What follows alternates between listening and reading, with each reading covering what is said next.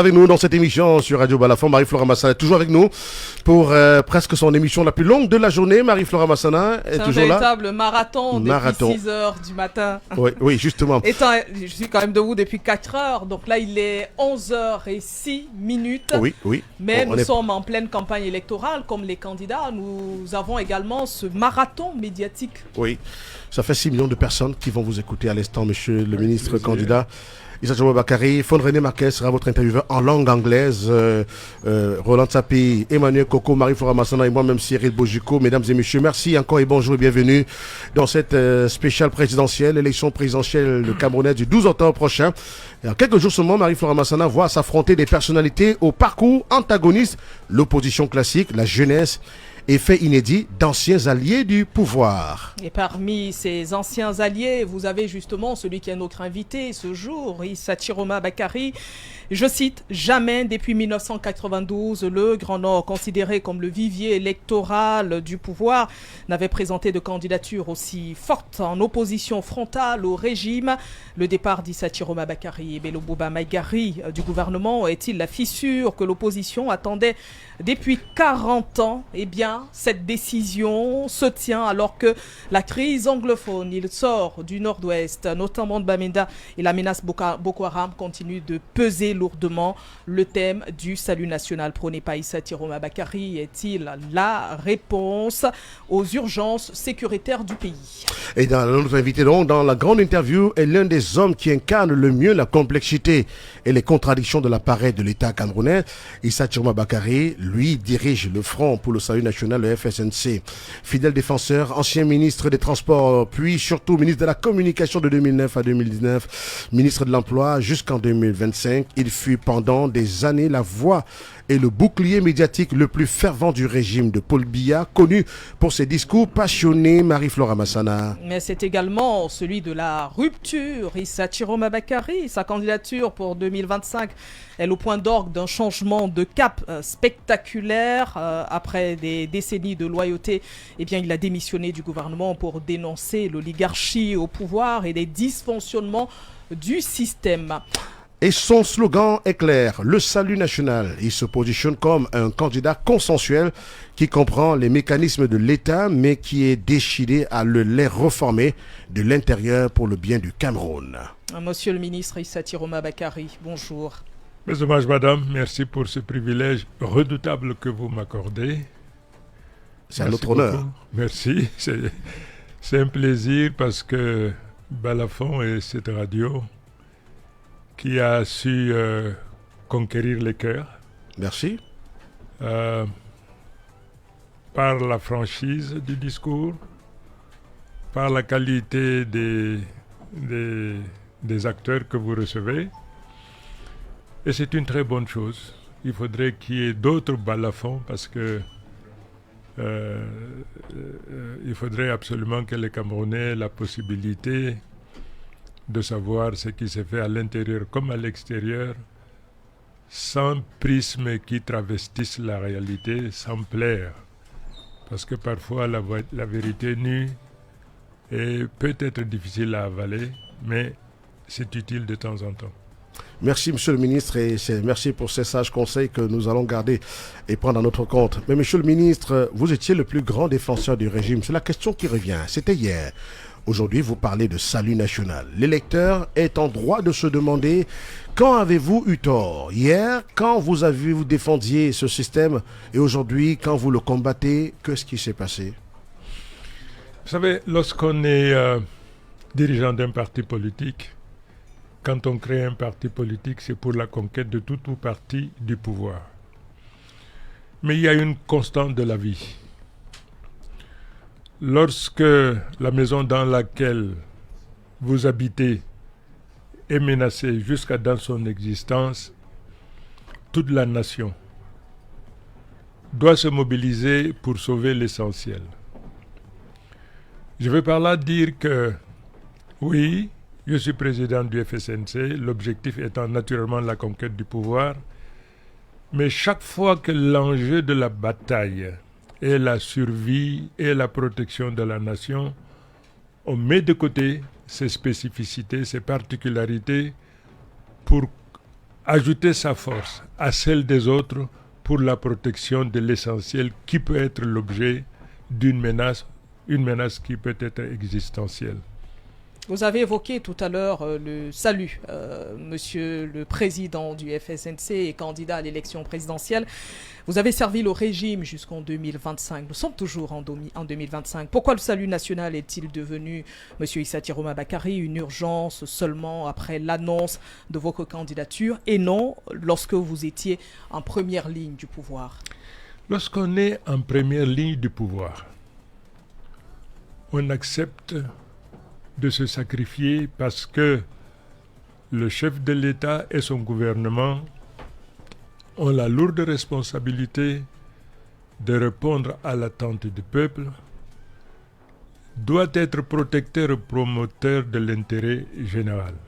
Quand vous acceptez donc de prendre part à un gouvernement, ou, si c'est nécessaire, vous mettez de côté le programme et les spécificités de votre parti, si c'est nécessaire, ou alors vous conservez une partie pendant que l'autre partie demeure la partie du gouvernement.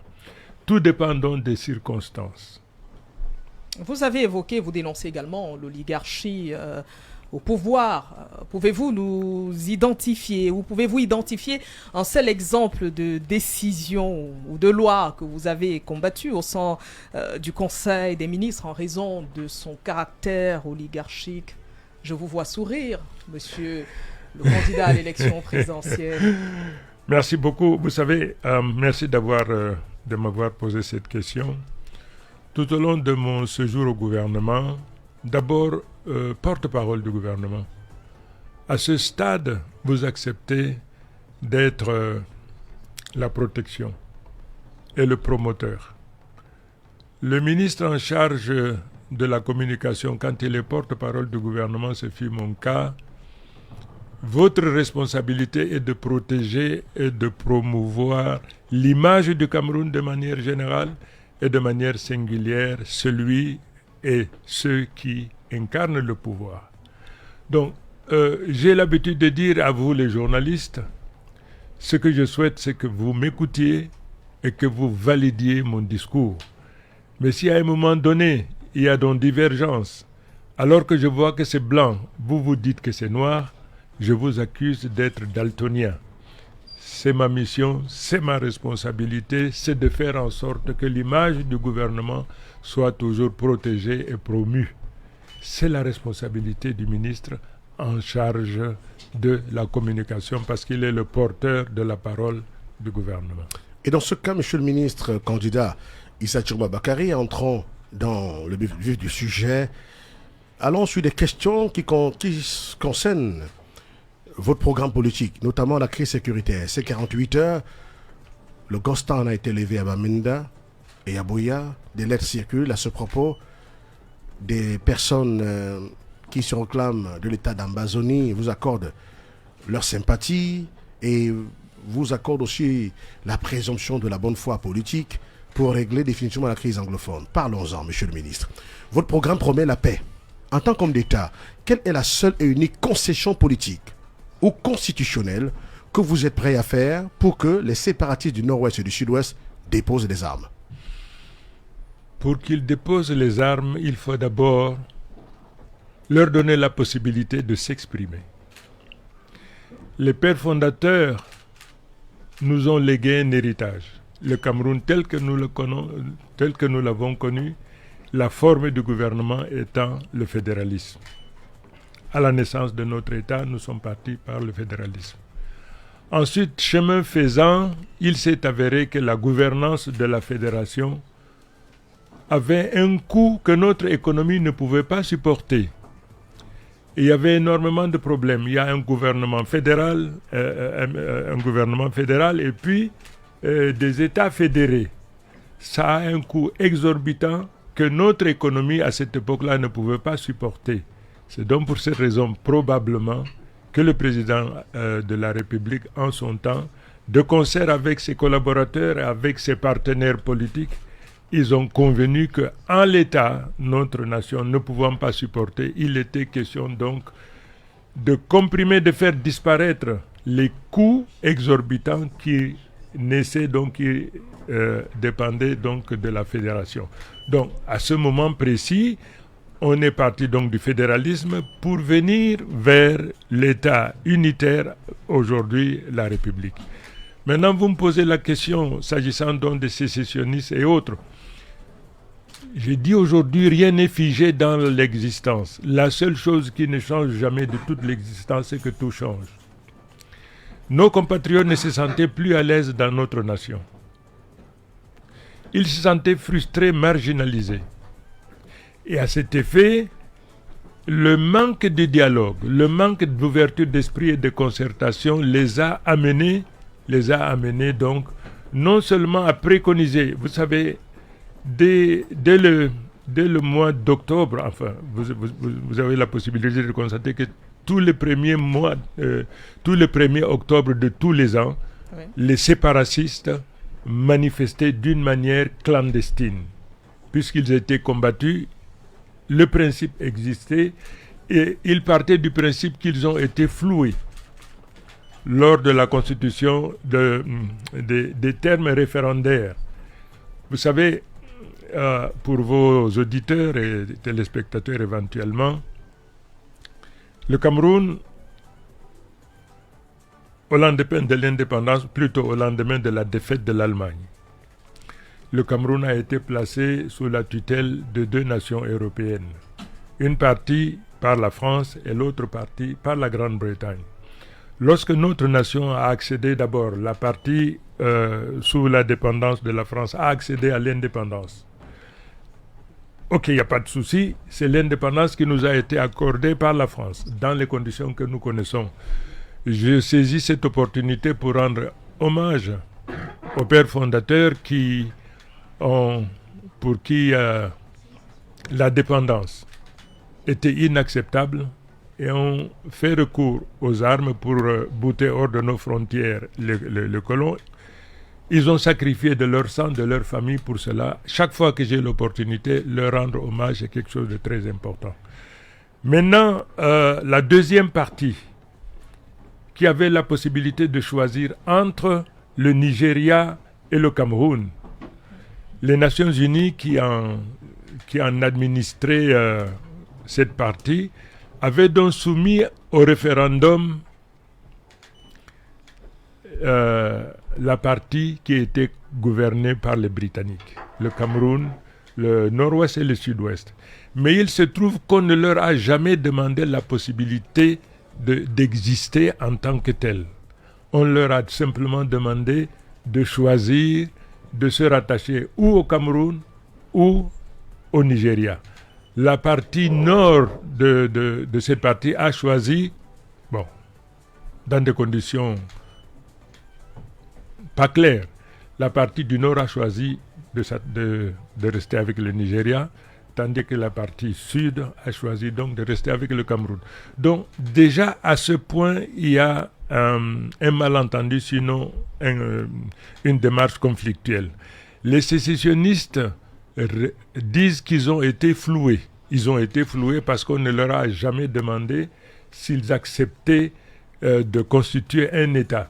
Pour les Britanniques, pour les Français, pour les Nations Unies, cet État ne pouvait pas être viable. C'est pour cette raison qu'on ne leur a pas demandé la possibilité de constituer leur État. Okay? Donc, le référendum a été organisé. L'immense majorité de ceux donc, du Sud avaient choisi donc de rester. Mais sur la base, sur une base acceptée par les uns et les autres. Donc, le fédéralisme avec des concessions mutuelles, le bilinguisme et tout ce qui va avec. Voyez-vous? Donc, à partir de ce moment-là, tous ceux qui n'étaient pas d'accord, tous ceux qui ont été frustrés de la troisième possibilité, Cameroun, pas Cameroun, constitution de leur État, tous ceux qui n'ont pas eu cette troisième possibilité n'ont jamais validé ce référendum-là. Ils disent donc il faut absolument qu'ils aient leur État, et cet État, ils l'appelaient donc l'Ambazonie. Ok? Donc, voilà, pour ceux qui ne savaient pas, de manière diagonale, la lecture que je pourrais donner et ce qui a été donc la cause. Je disais donc tout le 1er octobre, les sécessionnistes manifestaient clandestinement.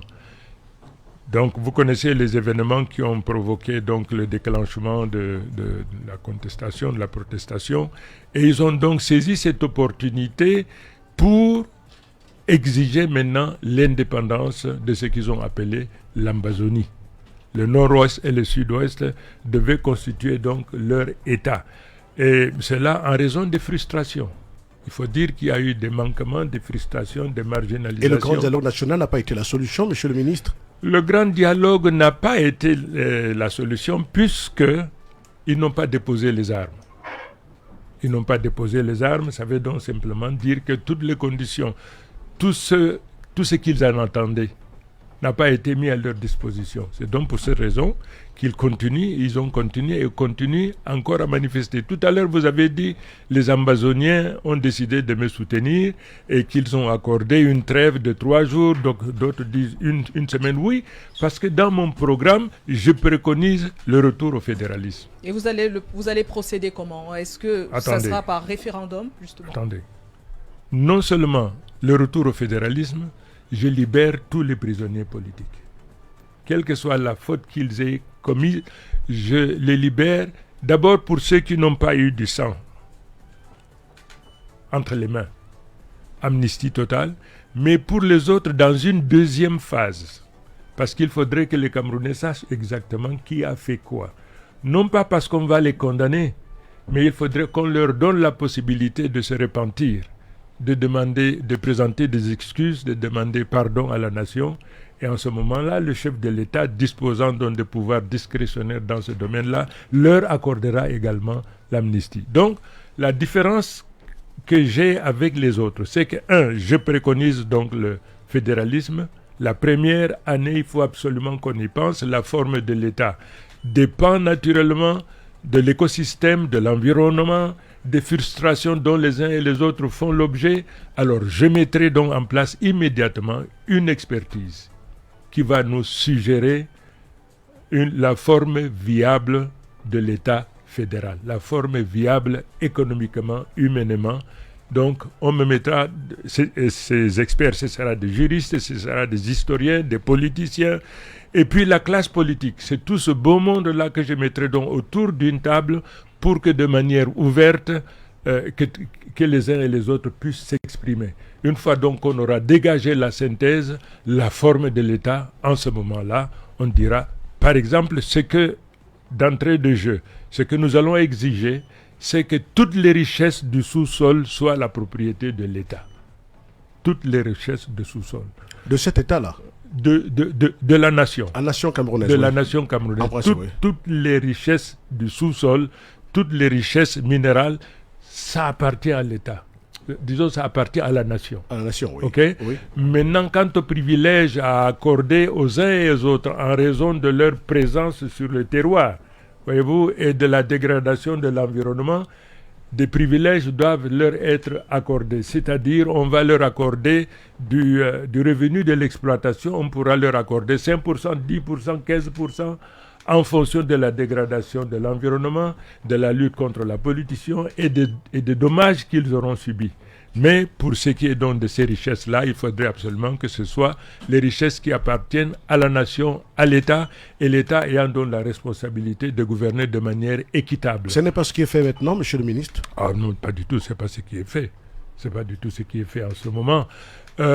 Écoutez, je prends l'exemple de nos richesses à l'Est. Aujourd'hui, une bonne partie, disons que notre richesse est en train d'être pillée par des étrangers. J'ai eu l'opportunité de me rendre à l'Est, à Bertoua, à Batouri, un peu partout, dans le cadre de ma responsabilité de ministre en charge de l'emploi et de la formation professionnelle. Vous savez que l'État, j'ai réussi donc à faire passer la loi qui met à contribution tous les étrangers, quels qu'ils soient, les mettre à contribution pour la construction des centres de formation professionnelle. Aujourd'hui, nous avons des centaines de milliers de Camerounais qui ne travaillent pas, non pas parce qu'ils ne veulent pas, mais parce qu'ils n'ont pas été formés. Et les diplômes dont ils sont détenteurs aujourd'hui ne satisfont pas les attentes du secteur de production. C'est donc pour cette raison, dès lors que l'étranger travaille à la place du Camerounais, il faut donc qu'il donne plus de 2 mois de son salaire avec certains avantages. Alors cet argent, je collectais cet argent. L'année dernière, par exemple, j'avais réussi à collecter près de 15 milliards, 14 milliards, 15 milliards. Parti de zéro, j'ai collecté 15 milliards. Cette année-ci d'aventure, j'étais resté au gouvernement, on avait placé la barre jusqu'à 20 milliards. Le problème donc de notre économie, et c'est ça le drame, le problème de notre système éducatif, notre système éducatif, il est mauvais. Il faut le réformer. Il est mauvais parce qu'aujourd'hui, une nation comme la nôtre, qui doit se développer, qui vise l'émergence, n'a pas la main-d'œuvre qualifiée pour faire ce travail. Nous avons des centaines de milliers de jeunes Camerounais avec des masters. Un master ne crée pas de la richesse. Notre économie a formé d'excellents gestionnaires de la richesse. Mais nous n'avons pas formé les créateurs de la richesse, ceux qui fabriquent la richesse. Le problème du Cameroun, c'est pour ça. Et d'ailleurs, c'est pour cette raison, dès mon arrivée à la présidence, les États généraux de l'éducation, il faudrait placer la formation technique et professionnelle sur un piédestal. Toutes les nations aujourd'hui qui gouvernent le monde, ce n'est pas l'enseignement général. C'est l'enseignement technique et professionnel, l'enseignement technologique et professionnel. Donc, dès mon arrivée, il faut absolument les États généraux de l'éducation qu'on construise et qu'on place la formation technique et professionnelle sur un piédestal au même titre que les autres ordres. C'est-à-dire, vous avez l'ordre de l'enseignement primaire, secondaire, supérieur, et il faudrait qu'il y ait également un ordre tout aussi important, sinon plus, en raison du retard qui est le nôtre, l'enseignement technique et professionnel. Il faudrait que l'enseignement technique et professionnel soit, comment dirais-je, valorisé. Pendant longtemps, de l'indépendance jusqu'à présent, l'État n'a pas construit un seul centre de formation professionnelle digne de ce nom. Il y a ce qu'on appelle le SAR-SM. Vous connaissez le SAR-SM? Oui, bien sûr. Alors, accordez-moi une seconde, parce que votre radio est une radio très, très, très suivie. Il faudrait que les parents comprennent une chose. Tout ce que vous avez dans votre maison, quel que soit ce que vous avez, il n'y a pas un master qui a contribué à sa construction. Tous les habits que nous portons ici, radio et télévision que nous avons, ce n'est pas l'enseignement général qui a construit ça. C'est l'enseignement technique et professionnel. L'enseignement technique et professionnel qui repose sur la science et autres. Donc ça, c'est très important. Je dis, dès que j'arrive, il faut absolument valoriser l'enseignement. Pourquoi est-ce que nous sommes pauvres aujourd'hui? Pourquoi? Nous sommes pauvres aujourd'hui parce que nous ne transportons rien.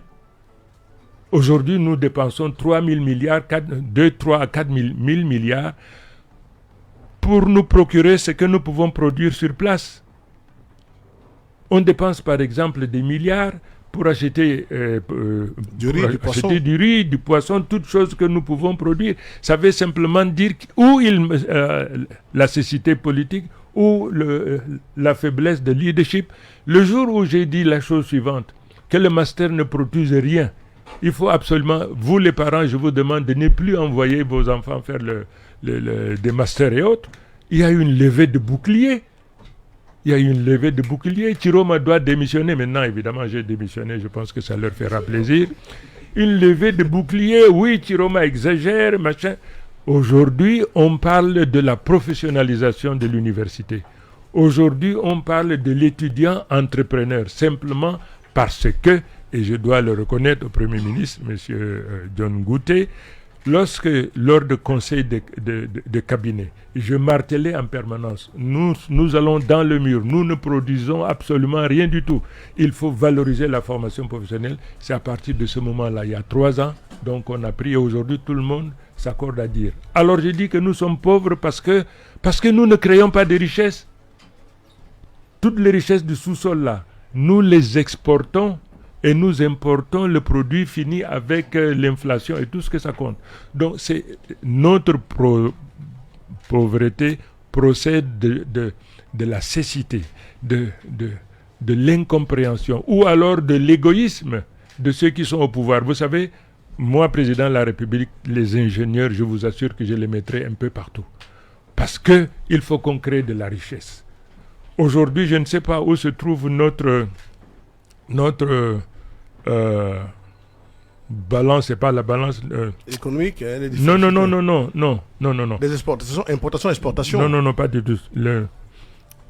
Vous savez, la monnaie, Oui. lorsque vous présentez un billet de 1000 francs ou même 5000, il est valable parce qu'il y a l'équivalent or de ces 5000-là qui se trouve quelque part dans notre banque. Je vous donne 500 francs. Avec 500 francs, vous avez le droit d'aller à la banque centrale pour demander qu'on vous donne l'équivalent or des 500 francs que vous donnez. Or, aujourd'hui, notre réserve d'échange, voilà le terme que je cherchais, notre réserve d'échange n'autorise pas aujourd'hui, si vous allez à l'étranger, on ne vous permet pas de dépenser comme vous voulez. Pourquoi ? Parce que notre monnaie risque d'être un simple papier. S'il n'y a pas équivalent d'or, de l'argent que vous dépensez, votre monnaie ne représente rien. Et aujourd'hui, notre économie respire en raison de l'assistance respiratoire financière des institutions internationales partenaires. Le Fonds monétaire, la BAD, l'AFD, ainsi de suite. Voyez-vous? Donc voilà les difficultés, nos difficultés financières. Notre pauvreté s'explique par notre incapacité à créer de la richesse exportable, de la richesse vendable. Parce que si nous vendons du riz, par exemple, même au Sénégal, disons que là encore c'est un peu le CFA, mais nous vendons par exemple au Nigeria. C'est des devises que le Nigeria doit nous donner pour que, en contrepartie de la richesse que nous allons vendre. Donc, parce que nous ne créons pas de la richesse, nous n'avons pas de la réserve. Notre réserve d'échange qui doit avoir des dollars, de l'or et tout ce que vous voulez, cette réserve-là, chaque fois que nous achetons quelque chose à l'extérieur, cette réserve diminue. Et la valeur de notre monnaie aussi diminue.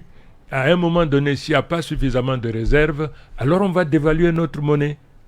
Donc pour éviter ça, il faut créer de la richesse. Et pour créer de la richesse, il faut la formation professionnelle. Donc vous comprenez donc le cycle. Vous avez dit que vous mettrez des ingénieurs partout. D'ailleurs, du temps où il était ministre de l'Emploi et de la formation professionnelle, il avait eu justement à dénoncer ce fait-là en demandant aux parents de renvoyer leurs enfants faire des études techniques plutôt que l'enseignement général. Il avait d'ailleurs ressuscité entre guillemets beaucoup de centres de formation ici à Douala d'ailleurs. On l'avait vu à JFN également. Voilà. Fon René Marquez. Yes, good morning, Mr. Benissa. You're welcome. Welcome back from the Northwest and Southwest region, Burian Bamenda, to be more precise, where you had to brave the odds to campaign.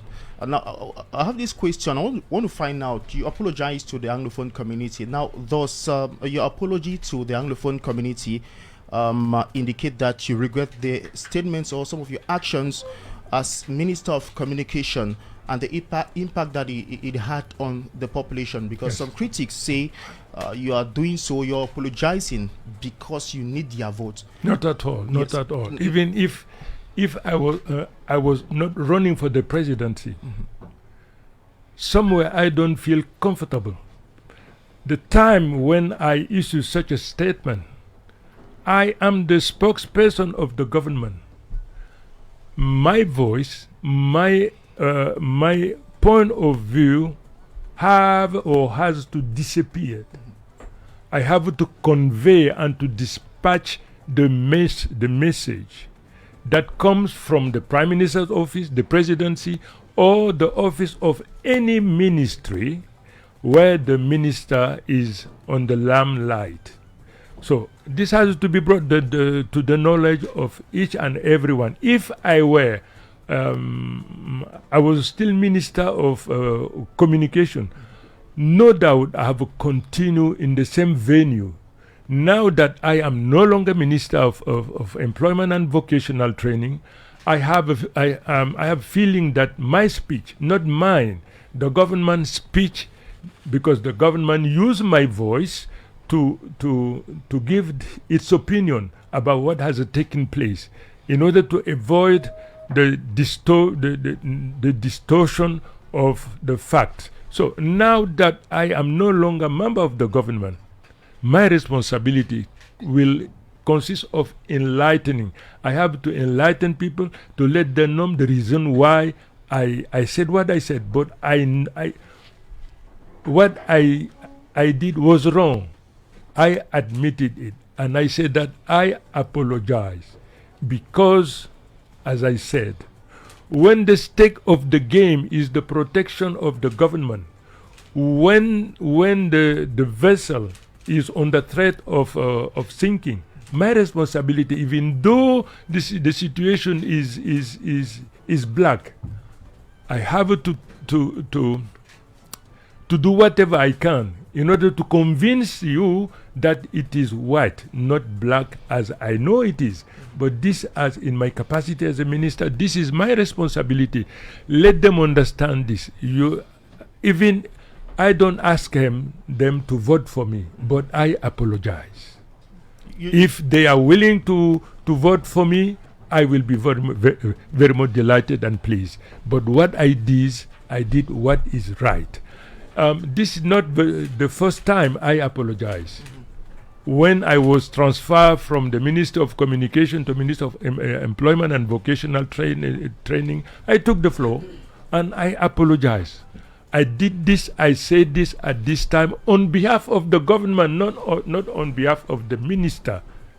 Please understand what I said. I took the floor, I gathered journalists, I shared with them the information. Now depend on you to say Minister Chiroma is a liar or he's telling the truth. This belongs to you journalists. Mine is to say the fact as the government wants me to do. You talked about granting amnesty to some separatist leaders in prison if you are voted president. Now, what is the relationship between you and some of these separatists, especially those out of the country, those that have been fanning violence in the northwest and southwest regions?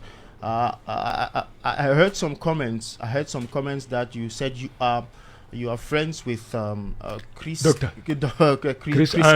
Anu. Yes, how said deep it. Is that? I said it because when I was a minister of a communication spokesperson of government, all of them have issued that threat. They condemned me to be assassin, to be killed. All of them. Chris Anu was among those who. I keep contact with them whenever this was necessary. They are not enemy. You understand? They are not my enemy. They are the enemy of the state because they wanted to break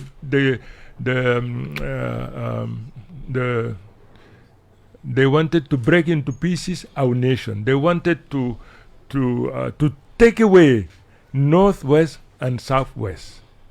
They wanted to break the continuity of our frontier. It is unacceptable today. It is always unacceptable.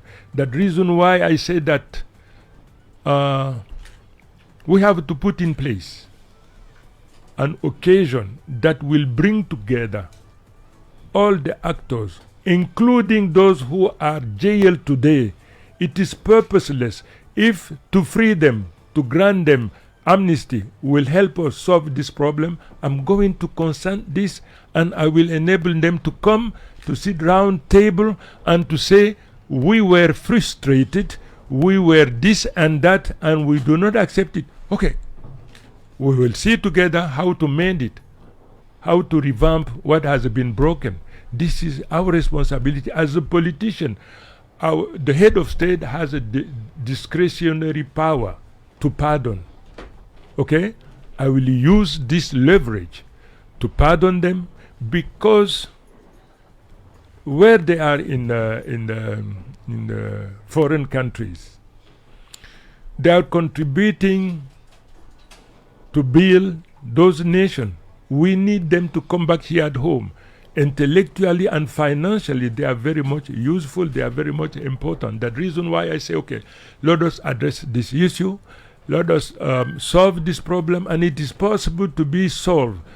20% of our economy is deprived of all the resources that used to come from the northwest and southwest. 20% of this. This is wrong. It is wrong. And this nation belongs to all of us. Nobody can claim to be, this is my private thing, this is my private property. Not at all. We are equal shareholders of this nation.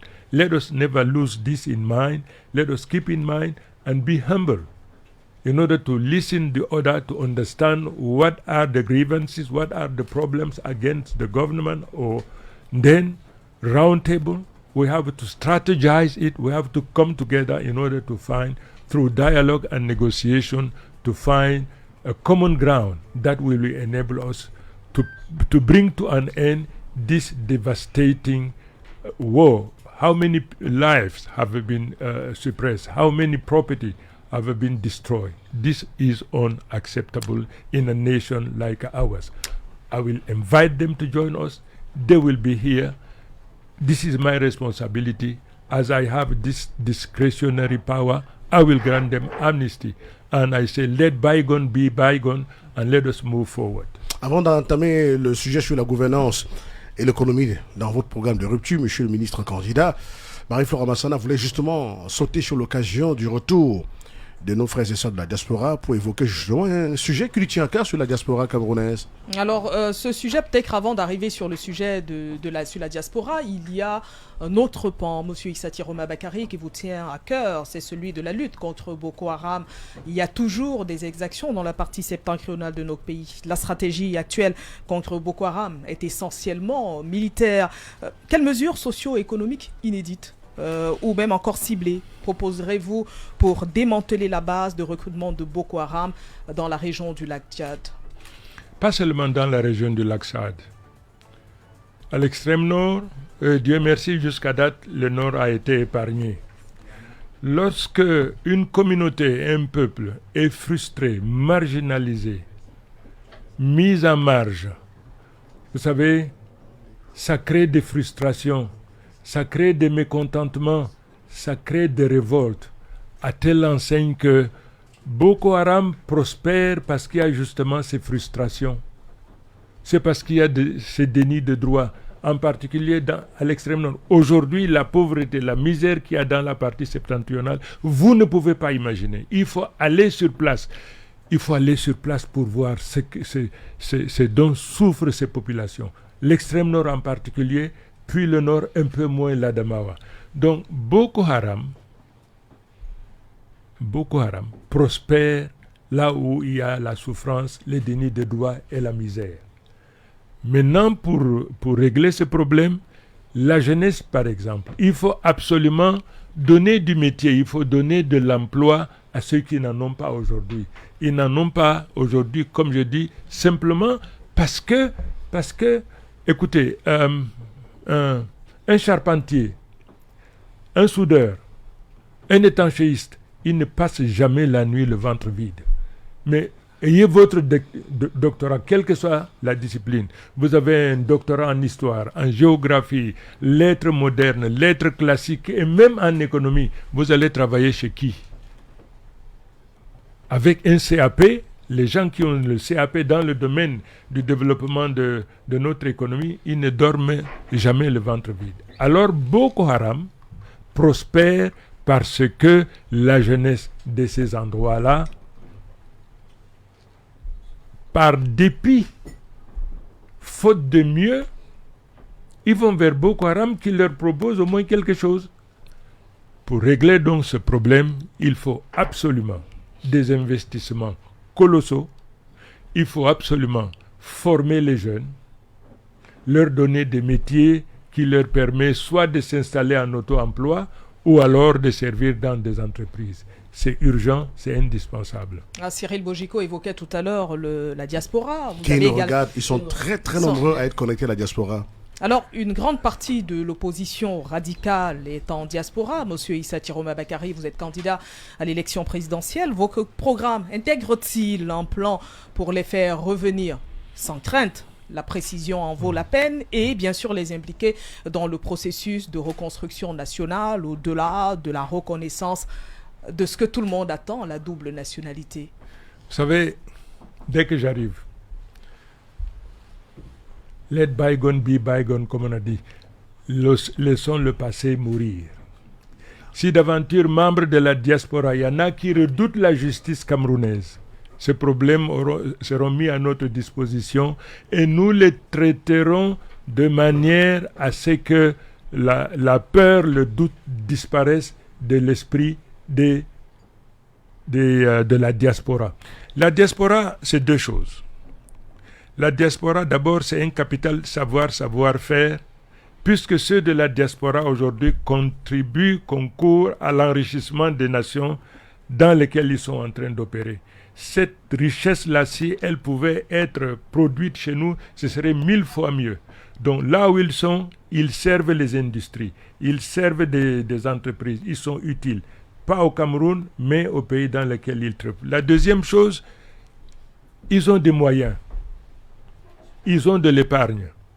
Nous avons besoin qu'ils viennent investir dans leur pays. Je prends un exemple. Aujourd'hui, le domaine minier est un trésor immense. Nous souhaiterions que la diaspora vienne pour nous donner, pour partager d'abord avec nous leur capital savoir et savoir-faire, mais surtout faire en sorte que partout il est question d'extraire une richesse du sous-sol, que les Camerounais soient princes chez eux, c'est-à-dire que privilèges soient accordés aux Camerounais de manière générale, en particulier ceux qui détiennent du capital et le savoir-faire. Pour cela, ils seront naturellement beaucoup plus privilégiés par rapport aux autres. Donc la diaspora, nous en avons besoin. J'ai dit, ils ont de l'épargne. Cette épargne doit être collectée et mise à la disposition de l'économie nationale pour sa prospérité. Est-ce que vous allez faire comme au Sénégal, monsieur le ministre, en créant une banque de la diaspora? Ça a été le cas au Sénégal et ça marche bien. Vous savez, cher monsieur, il fut un temps où ce pays, le Sénégal et tous ces autres pays-là, ils se miraient au Cameroun. C'était le Cameroun qui était le leader. Vous savez, le peuple camerounais a ceci de particulier, c'est un peuple conquérant, c'est un peuple baroudeur qui ne s'est jamais avoué vaincu. Un Camerounais peut tomber, mais ne vous en faites pas, il va se relever. Aujourd'hui, on dirait le défaitisme, la fatalité s'est installée dans la poitrine des uns et des autres. Moi, dès que j'arrive, je vais dire aux Camerounais de manière générale, réveillez-vous, réveillez-vous. Le peuple camerounais était redouté pour son efficacité, voyez-vous, pour sa capacité, c'est un peuple qui a de niaque. Donc, la diaspora, qu'elle vienne. La diaspora trouvera en moi un partenariat.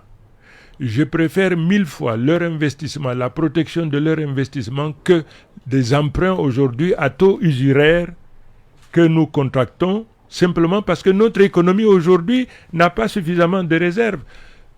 Lorsqu'une économie est prospère, le taux d'intérêt qu'on impose, c'est des taux concessionnels, 2% maximum 3%.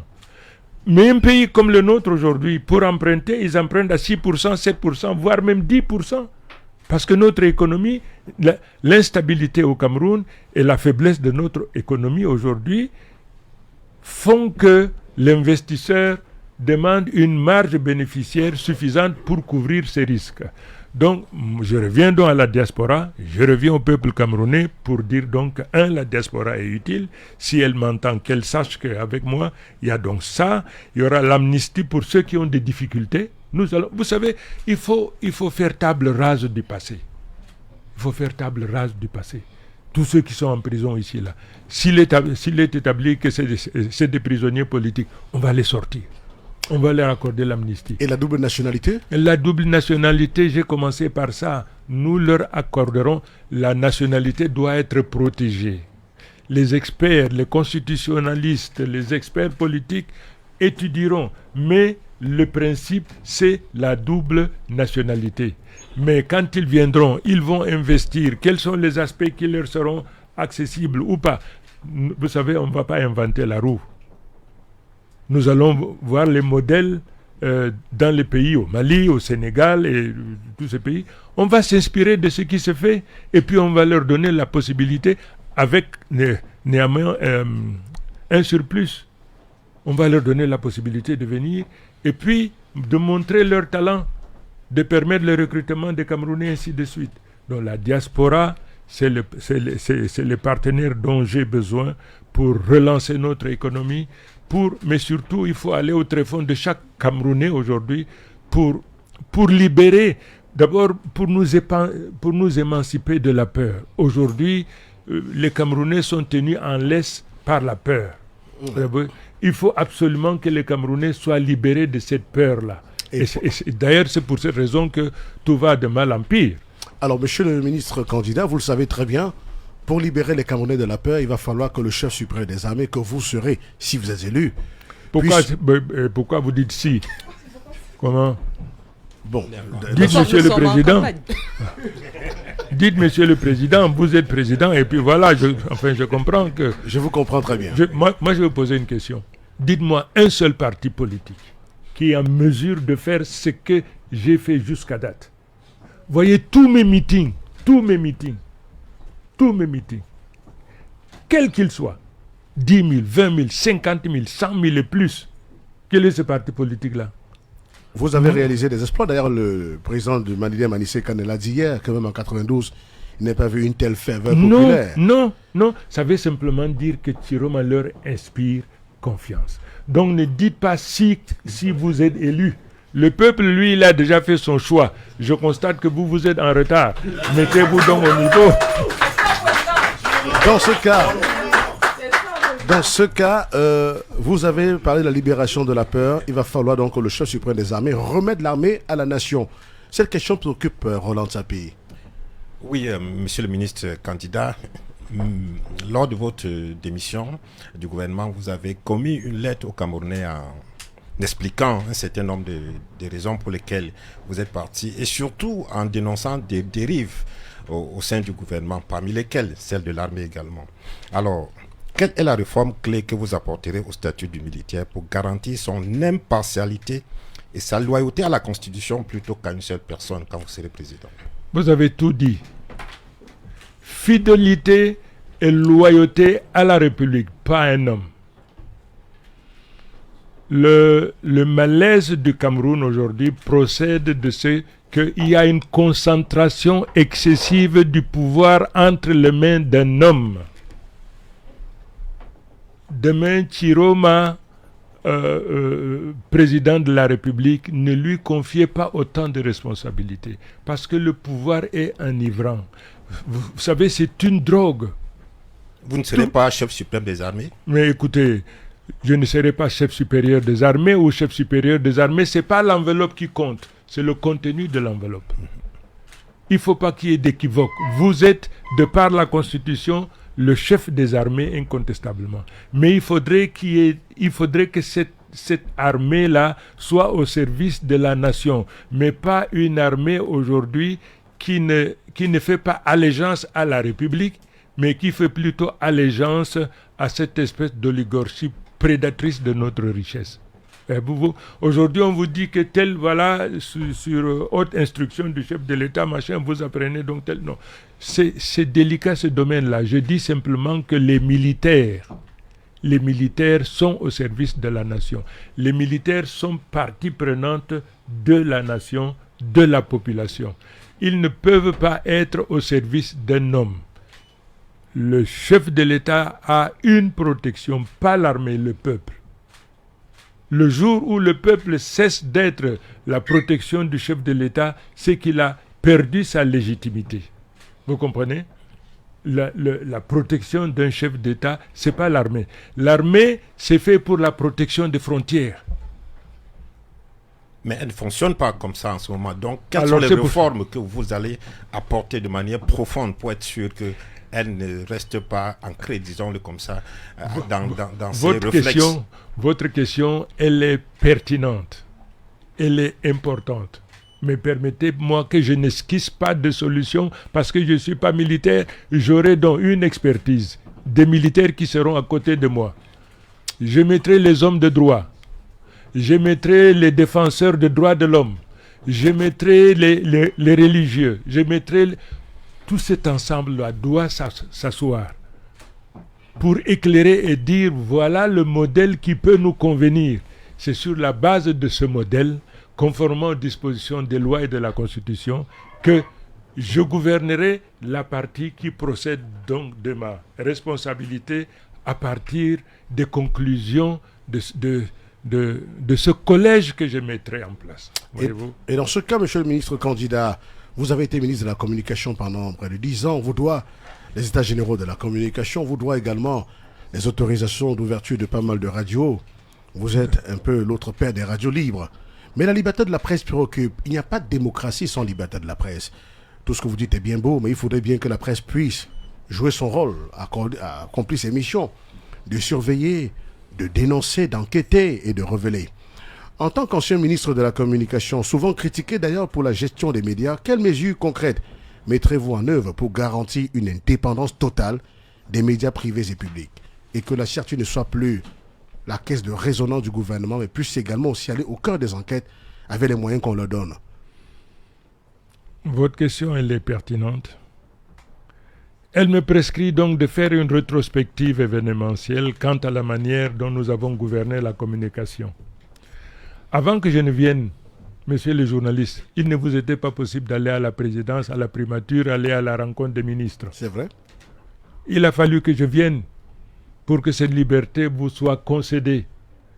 Il a fallu que je vienne. J'ai acheté 2 cars pour vous transporter partout où il y avait des événements. Vous ne vous en souvenez pas? On s'en souvient. Bon, ça c'est l'œuvre de Chiroma. J'ai organisé les états généraux de la communication. Là, j'ai été terriblement frustré. J'étais sur le point de mettre en place un compte d'affectation qui serait alimenté par des revenus générés par la publicité, mais en particulier par les télévisions et radios aujourd'hui qui existent sans licence, sans rien. Je prélevais donc 2% des moyens en provenance de les câbleaux distributeurs, là on les appelle comment? Les télédistributeurs. Voilà, les câbleaux distributeurs. Du temps où moi j'étais ministre, ils n'avaient pas de licence. Par an, ils collectaient 6 à 7, 8 milliards. Il n'y avait pas de licence. C'était donc free of everything. Donc, moi j'ai donc suggéré, et ça avait été accepté lors des États généraux de la communication, qu'on prélève 2% des avantages issus de la publicité et qu'on taxe donc ces câbleaux distributeurs. Cet argent aurait permis à mettre en place, disons, un fonds spécial, un compte d'affectation. Un compte d'affectation destiné à financer la presse. Aujourd'hui, excusez-moi d'être violent, mais enfin, c'est aussi la liberté. Beaucoup de journalistes sont devenus un peu, ils vont taper sur moi, mais c'est pas grave, ou bien des mercenaires de la plume ou de la parole, on les instrumentalise. Le même journaliste, vous lui donnez 10 000 pour qu'il descende en flamme quelqu'un, la même personne vient lui donner 15 ou 20 000, il dit exactement le contraire de ce qu'il avait fait, simplement parce qu'ils sont instrumentalisés, simplement parce qu'ils ne sont pas à l'abri de l'indigence. Dès lors que les journalistes sont à l'abri de l'indigence, ils respecteront l'éthique, la déontologie du métier. Aujourd'hui, ça n'existe pas, n'est-ce pas? Donc, le problème donc de la liberté de la presse. Lorsque, en 2015 ou 2016, lorsque le problème de la sécession a éclaté. En 2016. Voilà, en 2016. Je suis allé à une télévision, je pense que c'était Canal 2, excusez-moi, je fais publicité pour personne. Et la journaliste, de manière impertinente, mais là, elle me provoquait, et dit, monsieur le ministre, comment? Carole Yemelon. Voilà, elle aimait me provoquer. Alors elle me dit, mais monsieur le ministre, vous dites, voilà, il y a la liberté de la presse. Que diriez-vous si je donnais la parole à un sécessionniste? Comme ça, vous comprenez. Je dis, vous donnez ça à un sécessionniste, je ferme votre télévision immédiatement. Immédiatement, parce que la liberté s'arrête là où commence la menace existentielle de l'État. Lorsque les États-Unis sont en guerre, toute la presse américaine, Fox, CNN et tous les autres, alignés pour la protection de la nation, de l'État, parce que l'enjeu, c'est la protection. Voyez-vous? Donc, la liberté, elle doit être, mais elle doit être conditionnée. Lorsque l'enjeu est le devenir collectif, il faut absolument qu'elle s'aligne. Voyez-vous? Et tout à l'heure, je parlais de partis politiques. Quel que soit votre parti politique, si vous apprenez, quelle que soit l'adversité que vous avez vis-à-vis du chef de l'État, lorsqu'il est confronté à un problème existentiel, dans le cadre de Bakassi, dans le cadre du Nozo, Boko Haram et autres, toute la presse doit s'aligner pour protéger l'intégrité territoriale de notre nation. Donc la liberté de la presse, c'est bien, mais il faudrait qu'elle agisse dans un cadre bien circonscrit. Et une question liée à votre précédent ministère, Marie-Flore Abassana, c'est l'emploi des jeunes. L'emploi des jeunes, c'est vrai qu'il l'a évoqué tout à l'heure, il s'est un tout petit peu attardé. En tant qu'ancien ministre de l'Emploi, vous connaissez l'ampleur du chômage, M. Issa Chiroma Bakary. Quel est le secteur, selon vous, le secteur d'activité dans lequel votre gouvernement s'engagera à créer des centaines de milliers d'emplois et comment mesurez-vous ce succès? Très bien, mais avant, je profite de cette radio pour régler un compte. Pas avec moi, monsieur le ministre. Vous faites la campagne, monsieur Non, le ministre. non. Heureusement. Non, mais je vais régler un compte. Mes adversaires politiques, mes contradicteurs. Oui, Chiroma, qu'est-ce que vous avez fait des 110 milliards de la TNT? Qu'est-ce que vous avez fait? Vous avez détourné, n'est-ce pas? C'est des gens de très mauvaise foi. Je profite de cette occasion pour dire, ni le gouvernement chinois, ni le gouvernement camerounais n'a sorti un franc. N'a sorti un franc. Vous savez, la CAN féminine n'aurait pas pu avoir lieu si je n'avais pas gagné la confiance de l'opérateur économique chinois qui a permis que j'aille faire venir par avion, souvenez-vous, les Obivan. Les gros cars de la CRTV. Les gros cars de la CRTV. Alors que le gouvernement n'a pas déboursé un franc, ils ont accepté que je prenne donc des Tupolev pour faire venir simplement en raison de la confiance. Alors mes détracteurs disent oui, Chiroma a pris 400 millions. Écoutez la bêtise que je suis sorti de la Chine avec des yuans. Comment est-ce que les Chinois peuvent accepter qu'on mette 400 millions, l'équivalent de 400 millions dans les poches pour que Chiroma sorte avec? C'est infantiliser les Camerounais. Je profite donc de c'est des menteurs. De deux, le président de la République a accordé un marché à un opérateur économique qu'on appelle StarTime en 2015. Nous sommes en 2020. Les collaborateurs proches du chef de l'État, c'est eux qui ont bloqué la mise en place de notre TNT. Je dis, ils ont bloqué. Je profite de ça dans le cadre de cette campagne pour les dénoncer. Ils se connaissent. Je ne vais pas mettre de noms. Aujourd'hui, la CRTV est en train de s'écrouler parce que des collaborateurs du chef de l'État, ils se connaissent. Ils ont mis donc des veto.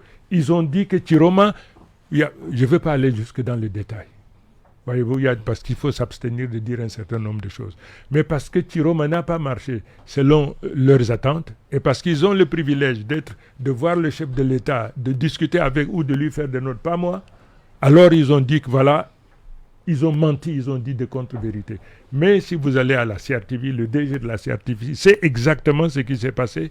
Mes anciens collaborateurs également. Donc la CRTV n'a pas fait donc, la TNT simplement parce que le président de la République a signé un contrat, et c'est ça le drame de notre pays.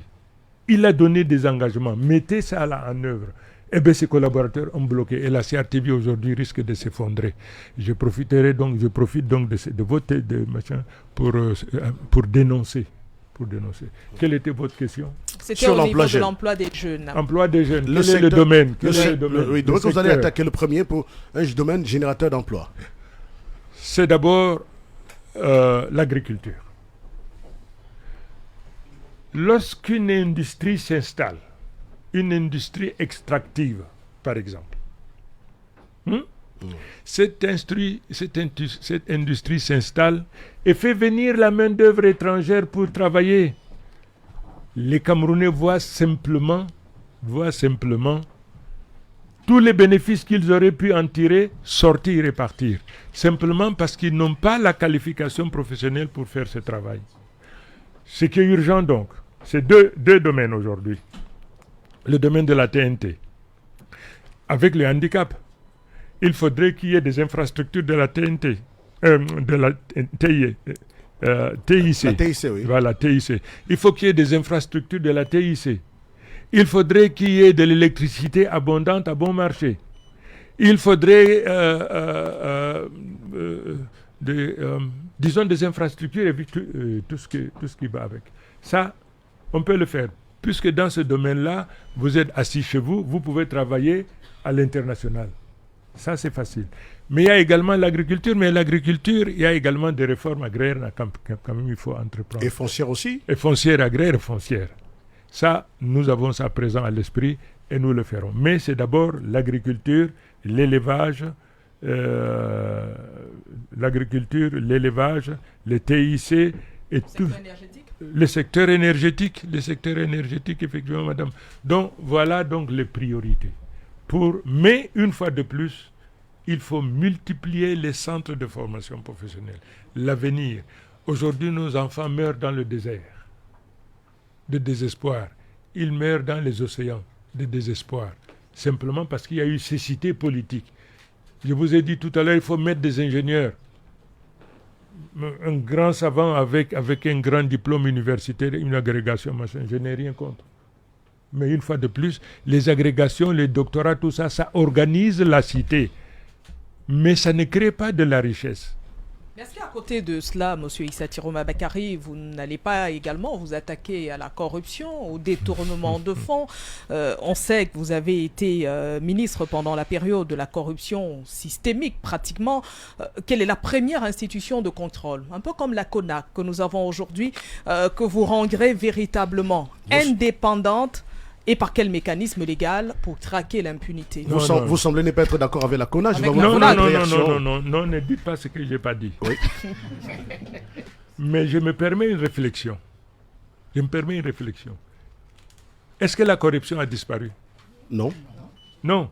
Donc la corruption cohabite avec la CONAC. Non, avec tout ce... la NIF, la CONAC. La NIF. Voyez-vous... Est-ce que lorsque vous avez un instrument dont la mise en œuvre permet l'éradication, oui, c'est efficace. Toutes ces institutions qu'on a mises en place et dont l'objet est de lutter contre la corruption et le détournement massif. Le détournement massif continue. L'unité de détournement dans notre pays aujourd'hui, ce n'est pas le franc. N'est-ce pas? Ce n'est pas le millier. C'est le milliard. Ah, ça, c'est qui vous dites. C'est vous qui le dites. Bon, je valide ce que vous dites. C'est ce qui se dit. Alors, je vous dis une chose. Ce n'est pas la nostalgie. Vous savez, du régime du président Aïdjo, je n'ai eu qu'une seule grâce, d'avoir continué mes études. Je suis ingénieur de chemin de fer, je suis ingénieur SUPMECA à Paris. Pour ceux qui aimeraient bien savoir, vous allez donc sur la toile SUPMECA Issa Bakary. À l'époque, je m'appelais Issa Bakary, mais Issa Chiroma Bakary, vous verrez donc mon parcours et tout. Alors, du temps du président Aïdjo, vous détournez, madame, 500 000 francs CFA, 500 000, 10 ans d'emprisonnement. Vous avez compris ce que j'ai dit? Vous avez détourné 500 000. 10 ans d'emprisonnement. C'est-à-dire que la richesse nationale était sacrée et sa désacralisation vous coûte cher. Vous mettez simplement ça. La corruption va disparaître, monsieur. Et vous dites que la richesse nationale est sacrée et sa désacralisation vous expose à temps et vous le rendez effectif.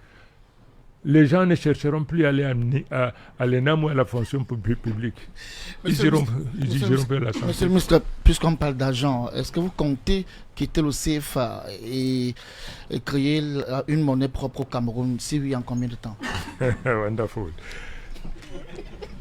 Monsieur le ministre, l'argent est le reflet de l'économie. OK? L'argent est le reflet de l'économie. Pour envisager la création d'une monnaie, ça suppose que vous avez une économie solide. qui peut résister à des attaques financières des financiers véreux dans le monde. Aujourd'hui, vous y pensez, mon cher monsieur, votre monnaie s'effondre pour ne ressembler à rien du tout. La création de la monnaie repose sur l'économie. La première des choses que je ferai d'abord, c'est la résurrection de notre économie. Il faudrait que nous ayons une économie qui soit capable de produire de la richesse. Il faudrait que nous ayons une économie qui nous mette à l'abri de la menace existentielle. Nous n'avons pas la souveraineté alimentaire. Aujourd'hui, si on met l'embargo sur l'importation du riz, du maïs, des engrais, tout va s'écrouler, tout va s'arrêter pour s'écrouler. Pas simplement parce que nous n'avons même pas la souveraineté alimentaire. Ce dont nous mangeons aujourd'hui, une bonne partie nous vient de l'extérieur, alors que nous avons des terres, nous avons de l'eau, nous avons tout pour prospérer. Donc, la priorité aujourd'hui, c'est d'abord arracher notre dépendance de l'extérieur. Monsieur le ministre candidat, si vous partez de ce studio sans qu'on évoque les 5 préoccupations majeures des Camerounais, nous aurons raté notre mission, c'est votre grand meeting. Nous parlerons de la légitimité du Nord avec ces 2 candidatures de Garoua, Bello Bouba et vous. Lamido a fait une sortie qui préoccupe les Camerounais et nous devons vous interpeller sur la question. L'avantage, c'est que vous êtes un homme, un esprit libre, vous parlez sans complexe. Nous parlerons du statut de l'opposition. Vous en êtes un. Vous connaissez comment ça fonctionne dans l'opposition camerounaise, ce que vous ferez du chef de file de l'opposition, sa place dans le système gouvernant. Nous parlerons de la réduction des mandats, qui est d'ailleurs l'un des éléments de la séduction de votre campagne. Tout le monde en parle. Et nous parlerons de l'indépendance de la justice et du code électoral. Permettez que nous puissions évoquer ces 5 questions avant de vous laisser partir. Fondre René Marquez a une préoccupation. Avant qu'il ne parle, est-ce que j'ai répondu à vos questions? Parce que oui, bien sûr. Ça va? Oui, ça va. Yes, Mr. Minister, after maybe parting ways with your long-time ally, Paul Biya, some Cameroonians who want to, maybe you set the record straight as far as some issues, national issues are concerned. I want to take the case of the Vanessa Chachu case. On several occasions, she has called you out for you to maybe set the record straight as per what happened in 2011 when her child was stolen. Now, maybe to give an idea of what really transpired, was the child, maybe to give an idea, a detailed explanation of what really transpired during that period. I have no answer. This depends on the Minister of Health. I was a spokesperson of the government. Because on several occasions she has come out to call you out. Maybe it's for She's wrong. She's wrong. In which capacity would she like me to explain or to justify? In which capacity? I'm not Minister of Health. The child disappeared in a hospital. I do not manage hospital. Not at all. What has taken place, I don't know. The minister tells me this is what has happened, and these are the measures that we have taken or will be taken in order to find what has taken, what took place, and when it is known, the minister in charge of communication will take the issue to the public.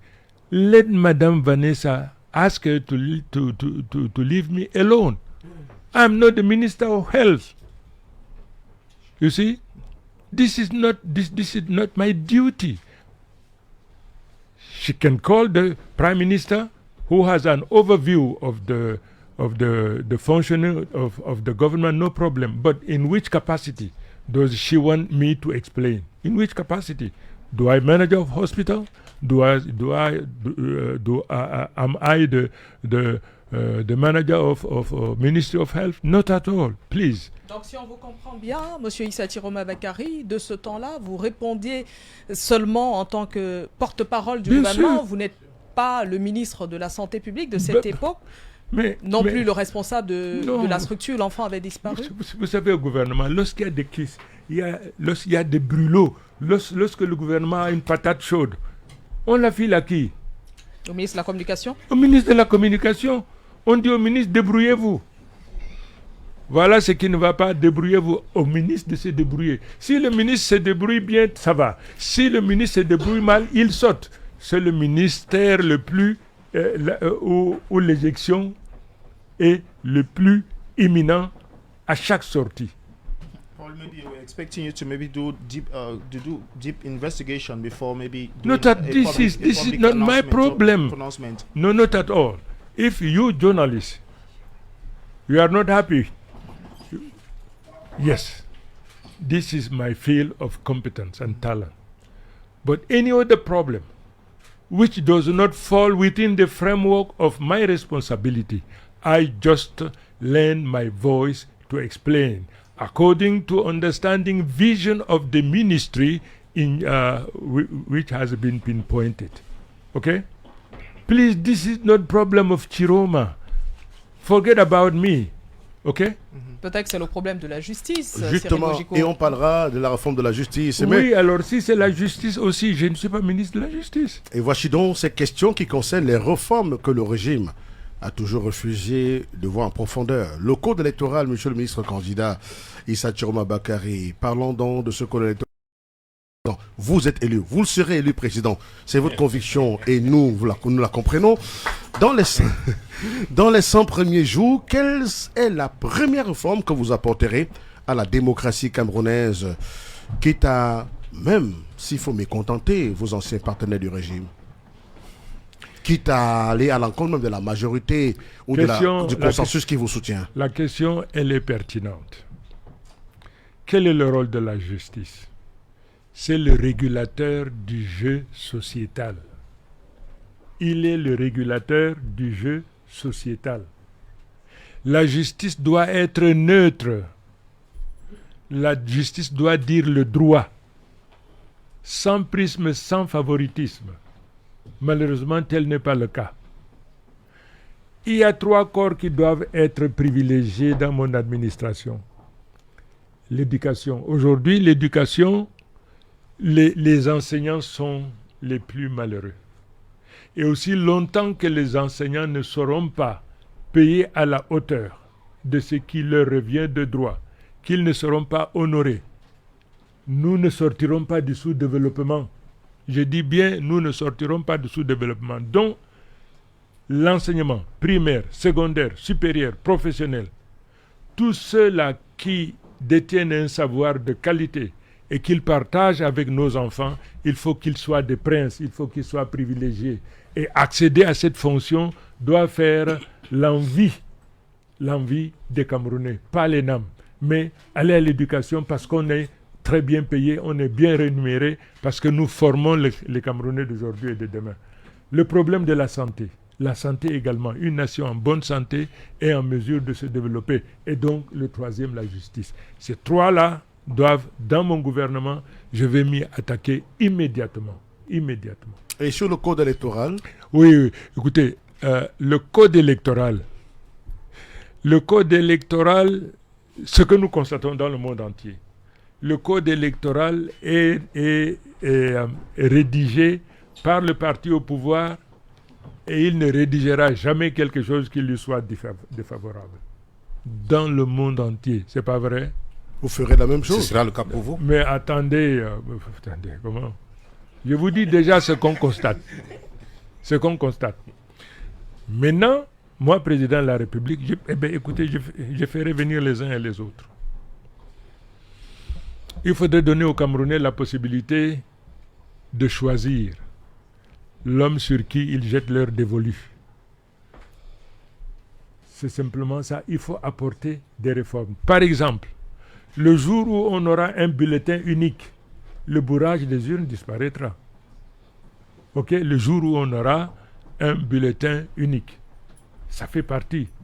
Le jour où on aura, par exemple, une élection à 2 tours, pour ce qui est de l'élection présidentielle, ou même la proportionnelle, que cela se fasse de manière encore beaucoup plus équitable. Je vais vous donner un exemple qui nous chagrine encore. Je prends l'exemple. Mon département, la Benoué. La population est d'1,2 million, 1,5 million, je ne sais pas. Nous avons 4 députés. Vous prenez toute la région du Sud, ils sont à moins de 600 000, il y a 11 députés. Quel est alors le critère? Quel est le critère? Vous avez ici plus du million avec 4 députés. Et là, vous avez un peu plus de 500 000, 11 députés. Vous faites comment? Ce que je vous dis, c'est la réalité aujourd'hui.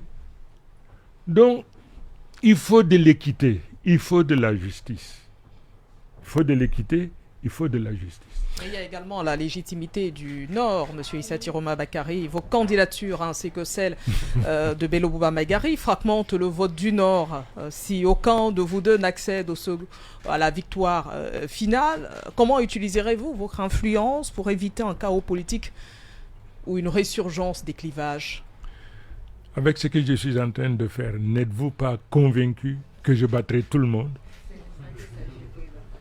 La vérité, je battrai tout le monde. Tous les sondages placent Chiroma en tête. Et ces sondages ont été honorés par les meetings que j'organise.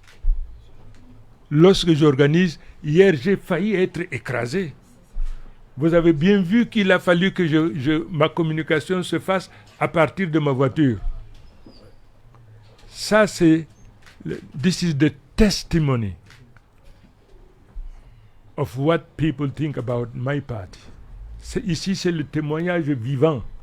Et vous, alors, vous parlez de... Ah, regardez, bon Dieu, qui a déjà fait comme ça, là? Qui a fait ça? Jamais de l'histoire du Cameroun, jamais. Même le concert des vedettes, de tout ce que vous pouvez imaginer, ils peuvent pas faire ça. Jamais. Comment? Et alors? Attendez, j'ai pas fini. Donc, alors, je ne vais pas parler de mon frère, de mon ami. J'explique aux auditeurs, il est en train de se voir à la télé. Il regarde les images de son meeting. Oui, mais enfin, ces gens sont venus écouter un homme. Ils sont venus à la rencontre d'un homme. Et la situation est telle que je ne pouvais même pas sortir. Je ne pouvais pas sortir. Donc Bello, il est candidat. Je suis candidat. Mais vous avez une démarche réductrice. Expliquez-nous. Le Nord à lui seul, dans une élection comme celle-là, pèse d'un poids incontestablement. Mais à lui tout seul ne suffit pas. Aujourd'hui, tout le Nord est derrière Chiroma. Je dis bien tout le Grand Nord. Vous avez vu mon meeting de Ngaoundéré? Nous avons vu des images, oui, on avait des reporters sur place. Je peux vous dire une chose, jamais de l'histoire de politique, il n'y a eu un tel rassemblement. Jamais. Ngaoundéré était supposé être son fief, n'est-ce pas? Supposé être aujourd'hui Chiroma à tout prix. Chiroma, c'est l'ouragan, c'est une tempête qui souffle et emporte tout sur son passage. Donc aujourd'hui, Chiroma a plus que tous les autres opposants réunis. Oui. Espérez-vous un ralliement d'ici la date fatidique du 12 octobre prochain? Espérez-vous quelqu'un qui puisse vous rejoindre, un des candidats? Probablement, il y a quelque chose. Il y a mon directeur à la fois de la communication et aujourd'hui de campagne qui est assis derrière moi. Comme il ne lui est pas possible de me souffler quelque chose, je ne sais pas s'il y aura... Il se peut qu'il y ait des ralliements. Mais vous savez, Chiroma, ce que je fais, vous savez, j'aurais tort de bomber le torse. Est-ce qu'on peut avoir le scope du directeur de campagne, du directeur de la communication? Dites-nous quelque chose. Eh bien... Oui, le micro est ouvert. Eh bien, le président l'a si bien dit. Hein. Premièrement, nous, le plus grand ralliement et la plus grande coalition, c'est avec le peuple. Et ça, c'est déjà indéniable. Maintenant, si des personnes voudront nous soutenir, et il y en a plein qui sont en train de négocier pour pouvoir nous rallier, on sera vraiment des preneurs. Mais il est très, très important de comprendre qu'à cette heure-ci, où les bulletins de vote ne sont pas arrivés dans le bureau de vote, c'est-à-dire s'il y a 12 candidats, qui est ralliement ou pas, il y aura 12 bulletins de vote. Alors, ça ne fait pas vraiment une très grande différence parce que si quelqu'un a décidé de voter pour un candidat, qui se trouve dans un bureau de vote, il va décider de choisir son candidat. Et s'il y a un mot d'ordre qui a été donné dans un village et qui n'a pas été bien communiqué, ces personnes-là ne changeront pas d'avis. Alors c'est pour ça que pour nous, l'importance primordiale est de continuer notre coalition avec le peuple. Et c'est ce qui s'ensuit. Merci beaucoup. Alors, monsieur le ministre candidat... Non, à ce stade, Oui. je voudrais dire une chose. Nous vous écoutons. Le RDPC a bâti sa campagne sur l'impossibilité pour l'opposition de présenter un candidat unique. N'est-ce pas? Or, le peuple plus intelligent, le peuple dit, ok, ce qui se passe dans les états-majors des partis politiques, fait, nous, on a déjà fait notre coalition. Et nous avons identifié le candidat et celui qui sera notre leader. Maintenant, vous, au niveau de vos états-majors, si vous voulez, réunissez-vous. Si vous ne voulez pas, c'est votre problème. Nous, le peuple, nous avons identifié l'homme qu'il nous faut. Et puis, nous, c'est Chiroma. Quel candidat? Vous savez, je suis passé par Tchang. J'ai failli ne pas rentrer. Ils m'ont dit, comme vous avez fait à Bafoussam, vous restez ici ou promettez que vous allez revenir. Parce que le peuple veut. Le peuple s'identifie à l'homme qui leur paraît sincère et vrai. Qu'est-ce qui fait votre force? Vous rassemblez des foules. Des gens vous attendent 11h à 19h, sous la pluie. Et vous avez vu ça, plus de 100 000. Est-ce que vous l'avez annoncé? Nous l'avons annoncé, monsieur le ministre. Oui, bien sûr, nous l'avons annoncé. Alors, On l'a annoncé. oui. Qu'est-ce qui fait votre force? Regardez le chemin de l'entrée de Douala. Mais de Bonabéry jusqu'au lieu, j'ai passé plus de 2h30. Regardez la foule qui m'accompagnait. Même ici, dehors, à Balafon, c'est plein là dehors. Il y a Bon, du monde. alors, Il y a du monde. Nous sommes en direct, il y a du monde dehors. le charme, c'est quelque chose de simple. C'est ce que je fais. Je ne suis qu'un instrument entre les mains du Créateur. Issa, Certains vous appellent notre bon diable. Vous l'avez certainement écouté hier. Ça vous a fait rire qu'on vous appelle le bon diable? Mais pourquoi vous ne dites pas que j'ai dansé aussi? Vous avez dansé? Issa, votre prénom, en traduction, veut dire Jésus. Oui. Vous voyez-vous comme le Messie? Écoutez, je vous dis que je dois d'abord faire preuve d'humilité et de dire que ce qui se passe là, je n'y suis pour rien. Je ne suis qu'un instrument entre les mains du Créateur. Et je profite pour dire que ma protection reste le peuple, parce qu'à l'heure où je vous parle, je fais l'objet d'une menace existentielle. Ah bon? On me menace de m'arrêter, on me menace de m'emprisonner, on me menace de ci ou ça. C'est quelque chose de connu. J'ai dit et je répète, ma protection, c'est le peuple. Alors, monsieur le ministre candidat, parlons de l'opposition. Elle vous écoute, elle vous regarde, elle vous a même retrouvé. Anissé Kane vous accompagne partout. Il prend la parole et défend votre combat. Pour lui, l'heure n'est plus au calcul, il faut penser à nos enfants et aux enfants de nos enfants. Quel statut, avec quels moyens financiers et institutionnels, monsieur le ministre candidat, comptez-vous accorder aux chefs de file de l'opposition pour qu'ils puissent exercer un véritable contre-pouvoir et permettre à l'opposition de véritablement exister et d'aller dans une élection à armes égales avec vous qui serez au pouvoir? Bon, si d'un coup vous êtes élu, vous allez trouver que je ne suis pas très confiant. Voilà. Oui, bon, je comprends un peu votre scepticisme. Je ne suis pas sceptique, non. Votre réserve, parce que Balafon, c'est la radio où, bon, qu'il n'y a pas de souci, mais retirez ces prismes et vous reconnaîtrez la valeur de l'homme que vous avez. Nous ne vous sous-estimons pas, monsieur le ministre. Très bien. Alors, pour ce qui est du statut de l'opposition, je ne peux pas vous dire, mais ce que je constate aujourd'hui, le fait de museler l'opposition appauvrit aujourd'hui le débat politique et paupérise et l'opposition et la presse. Vous savez, je ne sais pas qui m'a posé la question. Si vous prenez Bon, je ne vais pas leur faire la publicité, ça va. Dites quelque chose. Non, pour l'opposition, je pense réellement, c'est indispensable qu'il y ait des aiguillons, qu'il y ait une structure qui abrite en son sein des hommes et des femmes de qualité, pertinents, intelligents, qui rappellent en permanence les dérives et les travers du parti au pouvoir. C'est indispensable.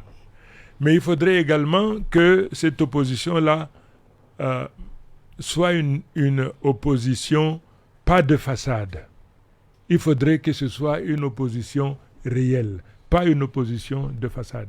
Mais dans un pays où aujourd'hui la pauvreté, la misère, elle est sensible, le pouvoir lui-même, il a tendance à créer son opposition. Il crée son opposition et ces gens, donc, il les envoie parce que c'est des partis politiques qui existent, ainsi de suite, ainsi de suite. Donc, le statut de l'opposition, il faut absolument qu'il y ait une séance de travail. Aujourd'hui, par exemple, ceux qui nous gouvernent aujourd'hui savent un jour ce qui les attend de toute façon. C'est de se retrouver à l'opposition si ce parti n'implose pas. Parce que c'est une étoile qui a fini de consumer son énergie. Et en physique, on dit donc qu'une telle étoile va s'effondrer, va imploser. C'est ce qui attend ce parti. D'ailleurs, vous le ressentez. Le malaise qu'il y a au sein de ce parti-là est un témoignage. Il y en a tellement que ça annonce donc un syndrome de fin de règne. Mais ça, c'est autre chose. L'opposition, il faudrait qu'il y ait une opposition qui soit capable d'assumer de l'alternance. Et pour cela, il faudrait que cette opposition... Vous savez, j'ai eu le privilège d'avoir été l'un des pères fondateurs de la coordination des partis politiques. Nous sommes passés à 3 mois du pouvoir. Nous l'avons perdu le jour où le dirigeant de l'UNDP a décidé d'évincer Eboa. Le jour où il a décidé d'évincer Eboa, c'est ce jour-là que toute la nation s'est retrouvée dans la situation qui est la nôtre. Parce que nous avons perdu le pouvoir à 3 mois. 3 mois. On a évincé Eboa, 3 mois. Parce que si on allait unis, on aurait pu avoir au moins 100 députés. Parce que sans Eboa, nous en avons eu 68.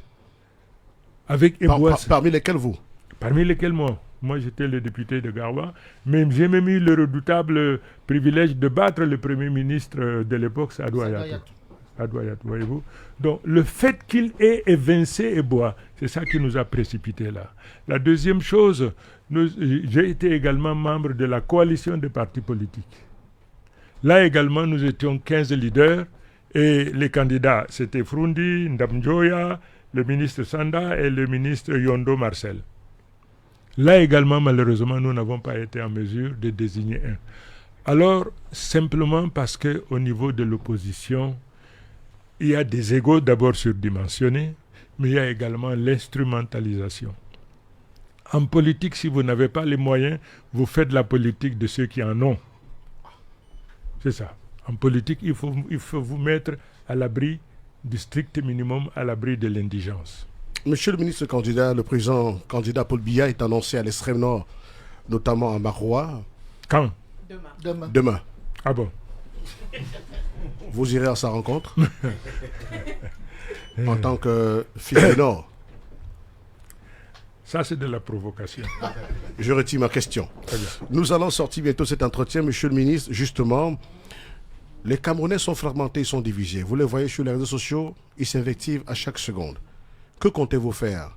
Comment, après votre élection, qu'est-ce que vous allez mettre en place pour réconcilier les Camerounais du nord au sud, de l'est à l'ouest, et de créer un véritable État-nation? Oui, indispensable. Je vais d'abord sonner le rassemblement. Il y a péril en la demeure. Le navire aujourd'hui est en train d'avancer en dessous de la ligne de flottaison. Et il y a l'orage qui souffle. Il y a les ouragans. Il faut donc absolument inviter les Camerounais les uns et les autres à privilégier l'avenir. Les Camerounais s'invectivent. Les Camerounais s'insultent. Le tribalisme, le communautarisme, le sectarisme, toutes ces choses-là sont le reflet de la pauvreté intellectuelle d'abord, mais de la pauvreté tout court. Multipliez la richesse dans le pays. Ne donnez pas aux gens la possibilité de se distraire ailleurs. Très peu feront de la politique. Aujourd'hui, les gens font la politique parce qu'ils estiment que les responsables de notre nation ont échoué. Il faut absolument une relève, il faut ci ou ça. lorsqu'il y aura prospérité dans ce pays, je vous assure, oui, il y aura de l'opposition, mais elle ne sera pas violente. Il y aura de l'opposition, mais ce sera une opposition responsable. Moi, je créerai d'abord deux choses. Équité dans le partage de la richesse nationale. Une justice affranchie de la subordination du pouvoir, qui soit un véritable régulateur du jeu sociétal. Avec ça, là, vous allez voir que la pauvreté, la haine et tout ça, là, ça disparaîtra. Et votre limitation de mandat, vous l'avez dit, vous le maintenez. Oui, vous serez président pour combien de mandats? Oui, écoutez, maximum un mandat, je dis bien maximum. De 7 ans? Maximum, oui, c'est ce qu'autorise la Constitution, parce que je suis candidat de l'Union de l'opposition, de l'Union pour le changement. Je suis candidat de l'Union pour le changement. J'ai adopté donc le programme de l'Union pour le changement. Et dans ce cas-là, on s'est accordé 3 à 5 ans juste pour réformer, pour réparer, réformer et refonder. Elles sont douloureuses, les réformes, monsieur le ministre candidat. Il faut qu'on se retrousse les manches. Vous allez maintenir le Sénat? Écoutez, pour... bon, je ne sais pas pourquoi bon, bref, je ne vais pas... Voilà. C'est une fois au gouvernement, nous ferons d'abord l'état des lieux. Quelle est la situation de nos finances? L'endettement du Cameroun, c'est jusqu'à quel point? Sommes-nous encore solvables? Continuerons-nous à emprunter à des taux usuraires en raison donc de tous les déficits que nous avons? Mais ça, vous devez le savoir, monsieur le ministre. Comment? Vous devez déjà savoir quel est le niveau d'endettement du pays à ce moment. Oui, j'aurais dû. Vous savez, quand j'ai une responsabilité, je l'assume jusqu'au bout. J'ai été au ministre des Transports, ce que j'ai fait jusqu'à présent, c'est ça qui marche. J'ai créé le péage, le pesage, le fonds routier, les ADC. C'est moi qui ai mis en place les instruments qu'il y a aujourd'hui à notre terminal à container, les équipements au port de Douala. À la communication, vous journalistes, vous êtes témoins de ce que j'ai fait. À l'emploi et la formation professionnelle aujourd'hui, j'ai sorti ce ministère de l'éteignoir pour être aujourd'hui un ministère envié. Mon privilège que Dieu m'a donné, je transforme l'ordure en or. Vous transformez l'ordure en or.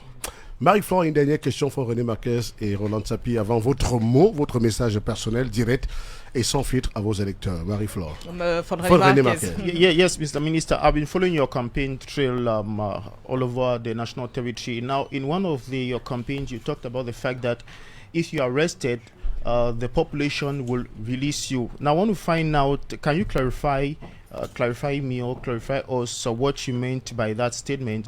And also, are you suggesting that there is a threat against you as far as maybe that is concerned? Yes, indeed. Indeed, there is a threat. No doubt. I say that I am not standing on my own. The people have chosen me to lead this fight. I am the people representative. And if there is threat within the people, be with the people, they will not arrest me because the nation as such should rise and say enough is enough. Chiroma is our representative. Whatever he did or was about to do, he does it on behalf of the people. That reason why I said that the most efficient, unbreakable support and protection will come from the people. I am very much confident, but happen what may, I will remain constant in my commitment. I will defend, I will withstand the result. And the only result that we are going to accept is the one issued from the ballot box, not the one fabricated by other interests and responsible. Roland Sapi. Oui, monsieur le ministre, si vous étiez élu demain, la première loi des finances que vous signerez accorderait le maximum ou le plus de pourcentage à quel domaine? à l'éducation, à la santé. Éducation, santé. Évidemment, il y a des infrastructures, il y a beaucoup de choses à faire. Le drame aujourd'hui, de tous les investissements que nous connaissons, il n'y a pas un seul qui aboutit. C'est ça le drame. Où est-ce qu'on va engloutir, où est-ce qu'on va mettre de l'argent? Je pense qu'il faut déjà penser à l'éducation, à la santé, mais également aux militaires de rang. Parce que ceux-là vivent aussi la misère. Les militaires vivent aujourd'hui le déni de droits et la misère. Il faut également penser à ceux-là. Ils font partie du peuple et au sein du peuple, c'est ce corps également qui est en peine, qui est en souffrance. Voilà comment je pourrais mettre ça. Monsieur le ministre candidat à l'élection présidentielle Issa Chiroma Bakary, votre temps est compté. On voit bien vos directeurs de campagne qui le martèlent puisque vous devez prendre la route. Nous avons analysé une partie de votre programme avec 24 points précisément, même si on n'est pas revenu totalement sur les 24 points. Mais nous avons eu l'essentiel du salut national qui est au cœur de votre démarche. Pour finir, vous avez l'opportunité, monsieur Issa Chiroma Bakary, de vous adresser sans intermédiaire à chaque électeur camerounais, où qu'il se trouve et qui vous regarde, qui vous écoute, votre message personnel direct et sans filtre. Vous allez regarder votre caméra, elle est face à vous. Vous avez 2 minutes pour convaincre les Camerounais que l'homme qui a connu le système est le mieux placé du moins pour le sauver. Bien, mesdames et messieurs, je voudrais d'abord remercier Balafon pour m'avoir donné cette opportunité de m'adresser à vous. Notre nation se trouve aujourd'hui à la croisée des chemins. Nous devons choisir. Selon le choix que nous effectuerons, le lendemain sera porteur d'espoir ou alors poussera les Camerounais vers le désarroi, vers le désespoir. L'homme que je suis, l'élection présidentielle, c'est un contrat entre un homme et sa nation et son peuple. Chiroma, vous le connaissez, vous savez ce que j'ai fait, vous avez également une idée de ce que je ne peux pas faire ou que je ne sais pas faire. Faites confiance à Chiroma. Au même titre que j'ai transformé, j'ai été créateur, j'ai été protecteur, j'ai promu. Et je voudrais en cela que vous vous approchiez ou de mes collaborateurs qui sont encore ici. Pour vous, madame, par exemple pour les dames, tous les projets supérieurs à 20 milliards dans mon département ministériel, le dernier, sont tenus par des femmes. D'ailleurs, tous les projets, la Banque mondiale, l'AFD, je les ai confiés à des dames. Donc, mesdames qui m'écoutez, vous avez aussi un partenaire en la personne de M. Chiroma. Faites-moi confiance, vous ferez partie de ceux qui gouverneront cette nation.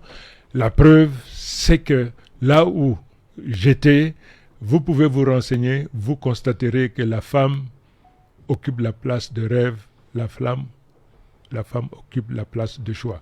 Quant aux autres Camerounais, vous savez, si j'avais des tares qui auraient pu être rédhibitoires à l'exercice de cette fonction, on ne m'aurait pas permis d'être où je suis.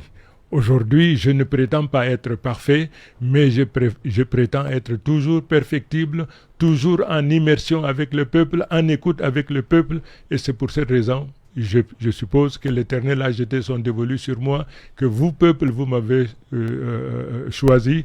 Alors, Chiroma et pouvoir, c'est tout le peuple qui est au pouvoir, en particulier vous, les dames, je vous remercie. En anglais. Vous êtes parfaitement bilingue, monsieur le ministre candidat.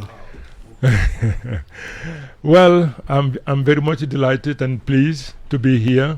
Thank you for giving me opportunity to talk to Cameroonians.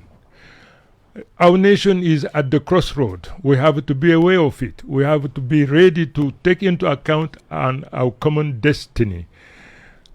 I would like to emphasize the fact that what is at stake is our future. Today, all of us, we are in a vessel, and this vessel is threatened by hurricane, by many icebergs in the sea. The one who is presiding over our nation today, unfortunately, given his state, his plight, what he is doing, I am convinced that he cannot. I want you to trust me because you know what I have achieved. I was Minister of Transport. Up to date, no minister has achieved what I did during my stay in this office. I've been Minister of Communication, spokesperson of government. There too, you can testify. You know what I achieved. Since my departure, you have an idea about what has taken place. You can compare what I did and what others did before me or after me. I'm very much proud and pleased for having done it. The last office that I held is Minister of Employment and Vocational Training. I have noticed that unfortunately, Cameroonian, lot of youth with their diploma, they cannot work. Not because of the laziness or any other problem. They cannot, despite the fact that they are graduate, just because they haven't received appropriate training, which would enable them to work in industry and in many enterprises where good and wealth have to be produced. In my capacity as the head of state, I will multiply vocational training. Cameroonian, they don't work today not because of laziness, because they don't have received the trade through training. I will privilege vocational training. I will put my weight, my mind in such a way that a Cameroonian will have a possibility to choose what trade they would like to perform, because the industrialization of our nation need craft people who have the trade. So trust me, you know what I did, and I am ready to do the best I can in order to make our nation one of the trustable, one of the most beautiful on earth. Thank you. I count on you. Ladies, you know what I can do for you, and you will be part of my government in all levels. Thank you very much. Monsieur le ministre, merci. Avant de laisser Marie-Flore conclure, elle est très personnelle, c'est une seule parce que votre trajectoire elle est inspirante. On n'a pas eu le temps de brosser toute votre biographie, votre parcours. Vous avez cité tous ces 3 ministères. Vous avez construit un parti politique qui est fort aujourd'hui. Vous aspirez à diriger le Cameroun, mais vous avez connu le fond, la case de prison. Qu'est-ce que la prison vous a enseigné, monsieur le ministre? C'est la partie douloureuse de ma vie. Effectivement, j'ai passé plus de 6 ans en prison. Non pas parce que j'ai fait quelque chose. J'ai été indûment, injustement arrêté. J'ai été arrêté en 1984. J'ai été traduit devant la cour martiale. J'ai été libéré. Et libre, on m'a gardé en prison. On m'a remis les menottes. On m'a gardé en prison et je suis resté donc plus de 6 ans. Qu'est-ce que la prison m'a apporté? D'abord, l'humiliation, la persécution, la torture, tout ce que vous pouvez imaginer. Mais tout ça, pour moi, c'est passé. S'il y a une grâce que l'Éternel m'a donnée, en plus d'autres, c'est de n'être pas rancunier. La rancune est quelque chose qui vous brûle d'abord, vous qui le portez. Je voudrais être un homme libre. J'aime tout le monde, compris ceux qui m'ont infligé un certain nombre de choses. Parce que si je ne l'étais pas, je n'aurais pas pu servir ce régime, voyez-vous. Donc la souffrance, la prison m'a amené l'humiliation. De l'humiliation, j'ai connu l'utilité de l'humilité, et c'est l'humilité qui vous propulse vers la grandeur. J'ai vu quelque part, on a marqué grandeur et machin, vous savez, après 43 ans, voir le Cameroun dans lequel il est aujourd'hui, on parle de grandeur, bon Dieu, je me dis, bon, écoutez, autour de vous, beaucoup de vos collaborateurs dans les ministères, quand on leur pose la question, avant de préparer cette interview, on a demandé à beaucoup de vos collaborateurs dans tous ces 3 ministères, qu'est-ce qu'ils retiennent de vous comme principale qualité? Ils nous ont dit, ils n'aiment pas l'injustice. Ça, c'est moi. Je n'aime pas l'injustice. C'est-à-dire, je vous ai donné l'exemple. La plupart des postes de directeur dans mon ministère, ça, les hommes en souffrent. C'est les femmes que j'ai mis là-bas. Pourquoi les femmes? Parce qu'elles m'ont prouvé qu'elles sont capables. Une femme fait plus qu'un homme parce qu'elle sait qu'elle est femme. Et comme nous sommes une société... comment ça se dit encore? Patriarcal. Patriarcal, merci, pas matriarcal, patriarcal. La femme fait donc tout pour faire au moins autant que l'homme, sinon plus. Je vous dis, allez au ministère de l'Emploi et de la Formation professionnelle, tous les postes importants sont tenus par les femmes. Tous. Anglophones et francophones. Tous. Merci. Conclusion. Monsieur Issa Chiroma Bakary, candidat à l'élection présidentielle, nous vous remercions chaleureusement pour le temps que vous nous avez accordé, pour la clarté de vos réponses également, mais surtout pour la franchise de cet échange. Nous vous souhaitons une bonne fin de campagne. Thank you, merci. Non mais, dites ce que j'aime entendre. Une bonne chance pour la présidentielle. Et... Bonne chance, Monsieur le Président. Merci.